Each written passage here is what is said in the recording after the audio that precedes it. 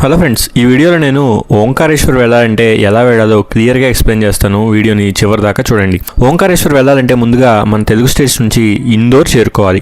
అక్కడ నుంచి ఓంకారేశ్వర్కి బస్సులో చేరుకుంటారు.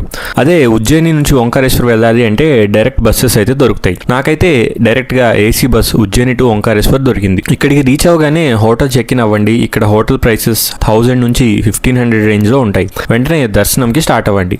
ఇక్కడ దర్శనం చేసుకోవాలంటే ఇలా నర్మదా నది దాటి మాంధాత ద్వీపం మీద ఉన్న ఓంకారేశ్వర స్వామి ఆలయానికి వెళ్ళాలి. ఇక్కడికి నడుచుకుంటూ ఆర్ బోట్ లో కూడా వెళ్ళొచ్చు. ఇక్కడ స్పెషల్ దర్శనం కూడా అవైలబుల్ గా ఉంటుంది. దీని కాస్ట్ వచ్చేసి 300 రూపాయలు పర్ పర్సన్ ఉంటుంది. దర్శనం కంప్లీట్ చేసుకుని మళ్ళీ నదికి అటువైపు ఉన్న మమలేశ్వర స్వామి ఆలయం దర్శించుకోవాలి. ఇక్కడ జ్యోతిర్లింగం 2 పార్ట్స్ గా డివైడ్ అయి ఉంటుంది.